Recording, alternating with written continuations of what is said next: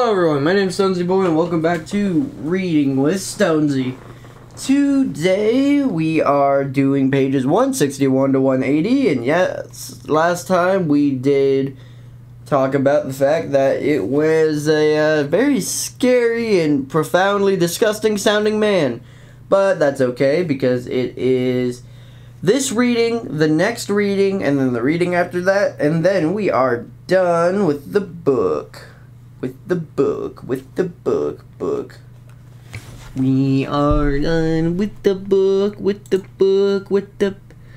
Yeah, it says the last, which is nice, the last episode, which is the one after the next one, is actually going to be only 12 or 11 pages long, so that's going to be nice. But yeah, today and tomorrow is just going to be pretty average, or today and the day after tomorrow with the scheduling is going to be pretty average, and yeah, without further ado, let's begin. Okay, I'm ready. Would the finger move again? Yes, this time it traced an A in the air. What in the name of all good and holy are you doing? Nurse Ackerman yelled from the doorway. Arthur fumbled the pencil, and it fell from his finger. And then he bent over to pick it up. He bumped his head on the bed frame. He also inhaled the odor of whatever fluid was draining from the man onto the bed. It smelled like a cross between bile and vomit, and Arthur's gag reflex activated. He stood and backed away from the bed, facing the nurse, trying not to vomit. He's communicating, Arthur announced. Nurse Ackerman strode in the room. I can see that, he said. And what makes you think that's a good idea? Well, it's a breakthrough. It's progress. Progress is always good. If you think that, you're dumber than you look. Arthur chose to ignore her. Do you even know what he's communicating? Nurse Ackerman said. For all you know, he could be hexing you. Hexing him? Arthur kept his face blank. But Nurse Ackerman had a point. What if the man was trying to communicate? Would it ever be clear? What? Well, let's find out, Arthur said. We should have called a different priest, Nurse Ackerman snapped. Just ignore her, Arthur said to the man in the bed. He sat back down and repositioned his pencil over the pad. Give me the next letter. The finger moved again. Nurse Ackerman gasped and began murmuring under her breath. Arthur wrote down Z. Faz? Okay, he said. Let's keep going. Arthur had written down fazbear die. By the time Nurse Ackerman returned to the room, this time she wasn't alone. She had two other nurses with her. Both in the same dark blue uniforms, the other nurses also wore similar open-mouthed, wide-eyed expressions. They were obviously appalled by what the man was doing. One of the nurses, a round, grandmotherly-looking woman, covered her mouth with a hand. The other nurse, a tan woman who looked like she spent the weekends climbing mountains, put her hands on her hips and glared at Arthur.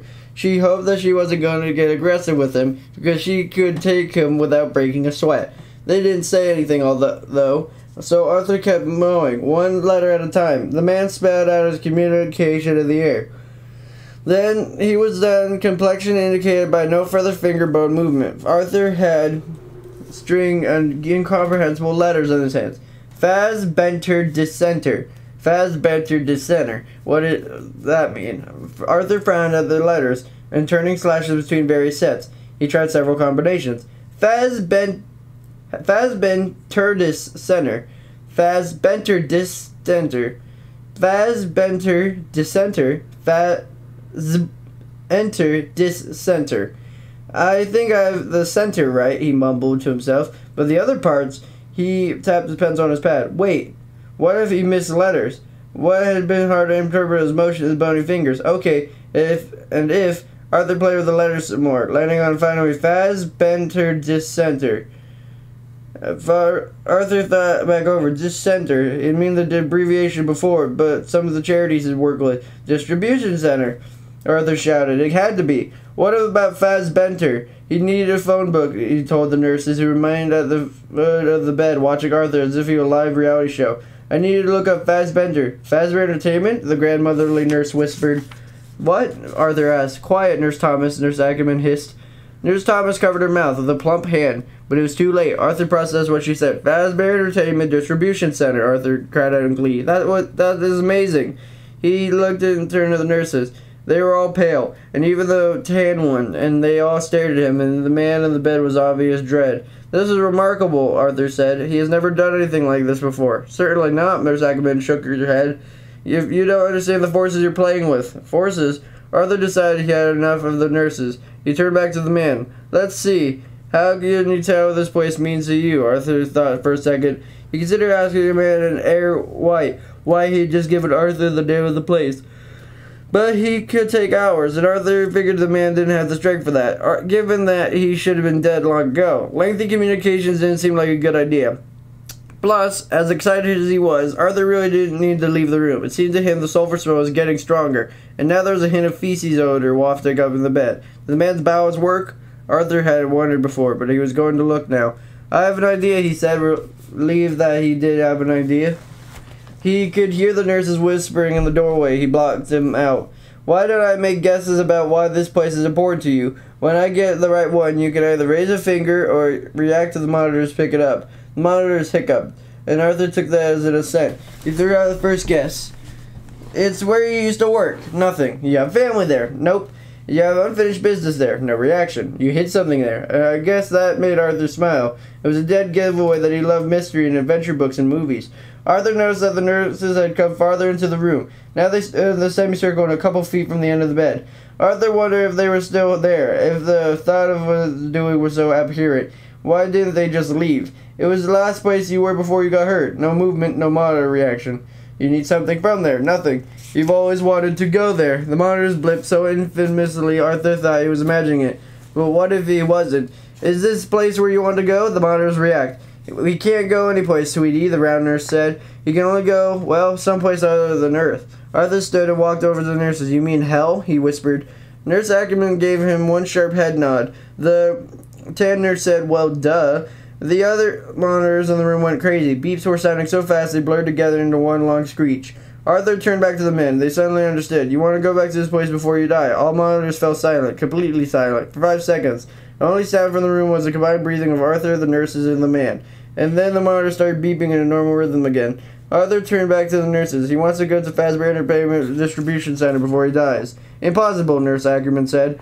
Arthur sat in a low-slung, dark blue visitor's chair in front of the clustered desk that belonged to the assistant of the Hercules Possible administrator. Judging from the boy's age, Arthur suspected he was more than 2 people removed from the person in charge. But that was okay. Arthur knew how to climb bureaucratic ladders. So, I'm not sure what you want, the assistant's assistant said. This time it was Peter Fredericks. Call me Pete, he called Arthur. Pete's desk in a corner cubicle in the room of similar cubicle was nowhere near the Hercules Hospital administrator's office. Most of the people in the cubicles were talking on the phone. Those who weren't on the phone were typing in their keyboards. The room was filled with half conversation and the click-click of typing. Arthur filtered out the sounds and focused on Pete's. As if I said, Pete, I want to know if there's anything on the file of the man in room 1280 that indicates why he might not want to go to Fazbear Entertainment Distribution Center before he dies. Well, yes, you said that. Pete scratched the sparse facial hair on his chin. It appeared to be a following attempt at the goatee. Probably intended to cover up the acne here.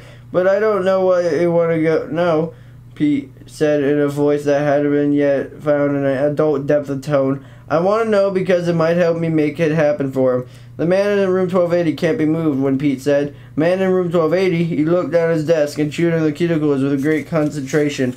So I've been told. But nothing is impossible, Arthur replied. Moving, him is... Arthur braced his hands into a soft cushion under his butt and moved himself with effort forward in his seat. Pete, wasn't the very existence of man in the room 1280 proof that nothing is impossible? If we can't be in the room still breathing, still able to communicate, a desire might it not be possible to fulfill the desire for him? Think about it, Pete. Pete glanced out at Arthur. His face was white and the walls of the tiny cubicle. Pete was clearly thinking about the man in 1280. And he didn't want it to be. He looked down again and tapped the very thin file folder on the desk in front of him. An open container of Chinese food tipped against the stack of thicker folders and threatened to spill its contents. From the aroma, Arthur guessed it was sweet and sour chicken. Well, there's nothing in there. Nothing about a fazbear or anything. I see, Arthur said, and he battled a chair in a few seconds and finally managed to stand. Well then, I'll need to talk to someone who can give me permission to take man to the Fazbear Entertainment Distribution Center, I assume. That's not you? Pete stood, bumped a thick stack of files on his desk, and spilled it Chinese food. Yep, sweet and sour chicken. Pete ignored the sticky mess on his desk and scurried after Arthur as he turned to leave. Grabbing the sleeve of Arthur's cassock, Pete said, No one's going to give you permission. We'll see, Arthur said. Arthur stepped out of the hospital and stood under the portico. And he watched the mist waft sideways in a steady southerly breeze. He and Ruby would be soaked by the time they got home. Not in a hurry to start his wet, cold journey, he scanned the black and silver molten sky. There was no rays of sun to be seen now. Twilight hovered. Arthur took a deep breath and rained Clay's air. He needed years' worth of such rest to clear his olfactory system and the torments that had been endured today. It wasn't some kind to think about how Madame Ran in room 1280 smelled, but Arthur couldn't help it. After over 7 hours by the man's side, he thought the smell might never leave him again. Nurse Ackerman had tried to get Arthur to leave right after the man's communication breakthrough, but Arthur had refused. He spent the next 3 hours sitting and man praying, asking for help. Arthur needed to know if he was simply helping a tortured soul or something else. He never got a clear answer, so in the absence of definitive evidence to the contrary, he chose to stay positive as his man needed help. Hi, Father Blythe.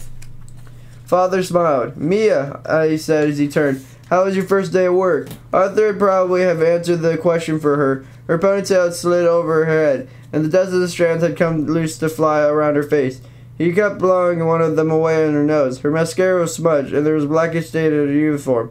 I guess it was okay, I guess. Well, not okay exactly. My dad used to say when I asked him a question, well, Mia, that's what he called me. All the one word like it was my name. He'd say, well, Mia, my Mia, it was a day. So I guess I had a day. It was a day. Arthur nodded. Sometimes we can do is have a day. Mia tilted her head and studied Arthur. I think you had a day too, maybe. Arthur nodded. That I did. A group of boisterous men in soccer uniforms converged in a portico. They were mud and grass stained and appeared to be celebrating a victory they had charged into the hospital entrance. Arthur guessed one of their teammates had gotten injured. Mia stepped closer to Arthur as one of the men whistled at her. Arthur ushered her back to the friendly practical Hydria as they stood next to the morning. Arthur couldn't believe he spent a whole day at Hercules. Peggy had been furious with him. She'd called her to have her reschedule his appointments for the day. Now he was going to have to tell her to reschedule the rescheduling. Have you been here all day? Mia asked. I was thinking about that. Yes, I have. It wasn't a plan, but man's plan. God laughs. Mia giggled and then covered her mouth. Oh, I hope that's not like an insult or something for a priest. Arthur laughed. No, not at all. I stood in silence and watched cars coming and going under the portico. They both coughed and a loud diesel engine belched a gas 3 feet away. Arthur's stomach growled. He realized he hadn't eaten anything but a protein bar since he left the rectory. But Mia looked like he wanted to say something, so he lingered. Plus, he just enjoyed being relatively fresh air, looking at the lovely human being. Father Blythe? Yes, Mia? Can I ask you something? Of course. Mia looked around, then stepped closer to Arthur. Her hair smelled like ammonia, but her breath smelled like peppermint. Father, do you believe in evil? Arthur raised an eyebrow. I do. Do you think there's evil in there? Mia lifted a shoulder in the direction of the hospital. Arthur frowned. He believed evil was everywhere, but so was good. The eternal battle was waged daily, all over the world. Why do you ask? Mia wrinkled her nose and twisted her mouth. Can I ask another question? Arthur nodded. Did you spend the day with someone in the hospice wing? Arthur's frown grew deeper. What are you digging for? Well, telling her he was in the wing didn't reveal any confidences. Yes, I did. Why? Mia opened her eyes wide. The Arthur could almost hear her brain cells shifting gears. I don't know about the nurses on that wing. I mean, besides me, but I don't feel like I'm really one of them yet. It's the others who know. Nurse Ackerman, Nurse Colton, and Nurse Thomas. Ah, so it's just that. As the moment a zippy red sports car whipped into the driveway of the portico and beeped his horn. Mia's face lit up as she saw it. That's my boyfriend. She blew a good-looking young man behind the wheel a kiss. He turned back to Arthur. I'm sorry, I need to go. Of course. Mia took a step forward to the red car. But Mia, she turned. Some people have closed minds. Always keep yours open. She looked at him. Her face was solemn as he seen it. I will, she promised. Bye, Father Blythe. Bye, Mia. Father watched the sports car whiz by. He thought about the man in room 1280, his attempt to get answers in the hospital administration office, and his brush off Pete. Made it clear Arthur wasn't going to find out why the man wanted to go to Fazbear Entertainment Distribution Center. But no matter. It wasn't Arthur's business. It was his job to ensure the man got there. However, it was easier said than done. Pete and Nurse Ackerman were the only ones at Hercules Hospital who thought that such a trip was impossible. Arthur had a battle ahead, and he just hoped that he was on the right side of it. Mia's second day of work started weirdly. Unable to find her fellow nurses when she arrived at the nursing station for her excitement, Mia had shrugged and then went to room, checking on her patients. Mia didn't love taking care of hospice patients because she had too much empathy for the families. She knew they often suffered even more than the patients, but she did find the work satisfying when she did it right. She wouldn't have minded a new job as much it wasn't any other nurses. And the other thing, Mia shook her head and strode briskly down the hall. Popping in and out of rooms, she checked IVs, adjusted pillows, filled pitchers, and emptied urine collection bags. Then she reached the last room and told the attendant to stay for room 1200. She wondered why the rest of the doors on the strangely long hall were closed. She lingered in the hallway just outside the last open door. A strange room was across from her, its door slightly open. Mia saw a shadow flit past the opening. Sucking in a deep breath, Mia tiptoed across the hall, making sure her crepe soles didn't squeak on the tiles. She hesitated outside of the storage room. She was about to open the door and investigate when she heard noises. She knew immediately that she found her fellow nurses. Mia was about to walk in and ask what was going on, but she heard the word kill. Mia went into still and silent as the floor she stood on. She took a stealthy step to the wall and pressed against it, but it put her ear to the silver of an opening that hinged side of the door. I suppose we mustn't, Miss Thomas said. Someone has to do it, Miss Colton said. I don't have a problem with it. It's not like murder, because it's not human. It's extermination, said Miss Ackerman. We're going nothing more and less, ridding the hospital of vermin. Oh, I wish it was much more, Miss Thomas said. Don't you? Killing rats or cockroaches is good, of course, but ridding the world of evil, that's more than pest removal. That's a calling. It's heroic, Nurse Thomas' voice had climbed to a new level of self-righteousness. Heroic? Mia's fingers twitched. She wanted so bad to throw open the door and ask what the three odd women were talking about. Well, I agree with you both, Nurse Ackerman said, but others don't see it quite the same way. Technically, he's one of our patients. We're going to kill a patient? Mia turned around. What should he do? They don't pay me enough to call that thing a patient, Nurse Colton said. I don't need the people to understand. I know what's right. Killing evil is right. Nurse Colton must have been standing close to the door, because her body odor nearly bolted out of the smells of the bleaching wood polish, and usually emanated from the storage room. Mia hoped she didn't have any telltale odors or scents herself. She caught the end of her ponytail and inhaled, but she only got a faint whiff of her conditioner. Absolutely, Nurse Thomas continued. Mia dropped her ponytail and returned to listening. Then we agreed, Nurse Ackerman said. The women must have been nodding, because they went silent.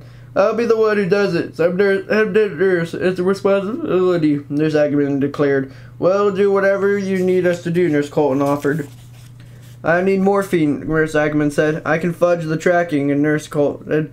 We can take a little there and a little there from the other patients, Nurse Thomas added. We have to hurry, Nurse Ackerman said. We don't know how quickly that priest will move. He's determined enough to get the hospital to cave, and we have to get this done before the thing in room 1280 can leave.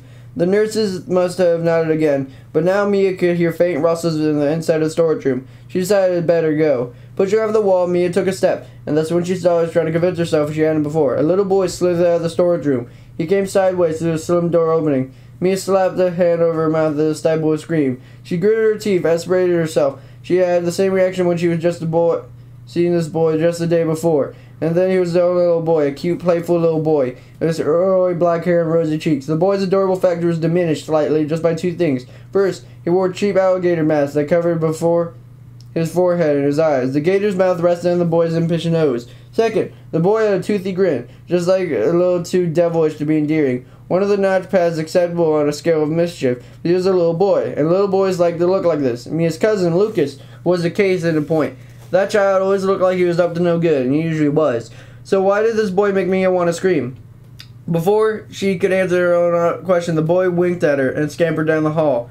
Mia turned to watch, but realized the nurses were about to exit. Mia darted to open the door as the last patient she attended before loitering outside the storage room, looking for the boy again, but she was gone. Then Mia burst into room 200. Mr. Nolan, the room's occupant, looked up at the crossword puzzle. Hello, Nurse Vermont, he said. How fortuitous.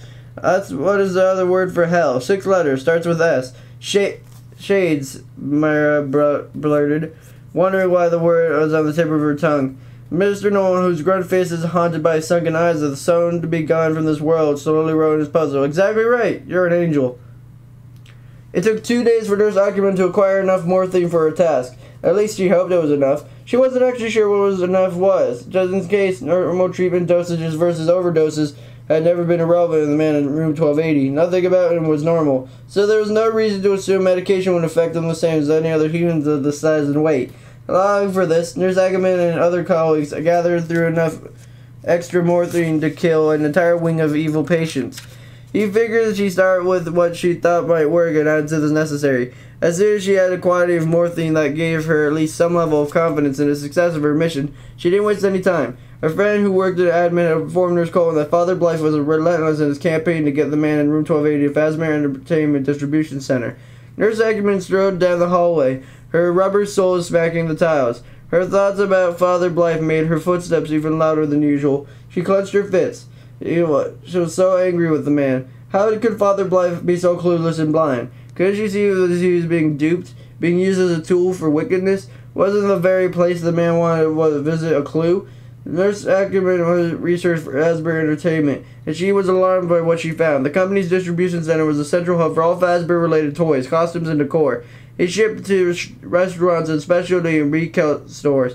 She looked at some sort of toys and costumes, and they were unsettling to say the least. What better container for pure malevolence than some creepy toy? Nurse Ackerman suspected that whatever was inside the man in room 1280 had a plan that needed to be stopped. Checking over the shoulder one more time, Nurse Ackerman picked up her pace. She hoped she'd have enough time to finish the job at hand before Nurse Vermont finished her lunch. Nurse Vermont was another challenge the nurses had to handle. The timing of her addition to the hospice wing roster was unfortunate. She was just a little too perky, a little too energetic for comfort. Nurse Ackerman had given Nurse Vermont a little test the first day, talking about the man in room 1280 and Father Blythe in the break room while Nurse Vermont ate. And if she turned and asked what they were talking about, they'd have included her. But she just eavesdropped, and Nurse Ackerman didn't trust eavesdroppers. At the doorway of room 1280, Nurse Ackerman paused. She looked behind her. The hallway was empty. It was time. Putting her shoulders back, Nurse Ackerman entered the room. She had been considered closing the door, but she couldn't do it. None of the other nurses had ever closed themselves inside room 1280. Quite frankly, they were afraid to. She was only a minute away. Crossing the loathsome thing in the bed, Nurse Ackerman took out the first glass vial of morphine and thrust it into the needle end of her syringe. She ignored the flutters of excitement that danced over her skin. It wasn't that she was eager to kill, it was that she would be such a relief to rid the hospice wing, her hospital, her world, of this stain upon mankind. It was a steady hand. Mr. Ackerman injected the first morphine into the man's IV port. She watched their heart monitor. Its rhythm didn't falter. She had suspected this to happen. Smoothly, she pulled out a second vial. But that's when she heard a giggle. Nurse Ackerman pivoted toward the door, but no one was there. Stepping away from the bed, she went to the door and looked in the hallway. Had Nurse Vermont finished her lunch? The hallway was empty. The Nurse Ackerman heard another giggle, and this time it was from behind her. A blast of cold rushed around her spine and tightened into the vice grip of her bowels. Slowly, as if it was to face some wild animal she didn't want to spook, Nurse Ackerman turned. She didn't know what she expected to see. She was prepared for literally anything. How could she not be? Anyone who had a man in room 1280 as a patient would have already ready for anything, but she saw nothing. Everything was just as it had been when she entered the room. Even so, she stood next to the man for several moments to be sure, watching him to see if he would discern the change. She couldn't. Well, that wasn't true. She could notice one change. The smell in the room was worse now than it had been when she first came in. It was intensified, as if someone had been fiddling with the hospital's thermostat, and allowed the room to heat significantly. The odor was ghastly. And that's the end of that. So next time we read, it's going to be pages 181 to 200. It shouldn't be that bad. Ah, man. I'm still trying to figure out how the heck the reading is going to go for other videos. Like, that's confusing, but that's a talk for later. So, yeah, I hope you guys have a fantastic, wonderful day. People like fish, make sure to like, comment, and subscribe, and I'll see you guys next time. Bye-bye.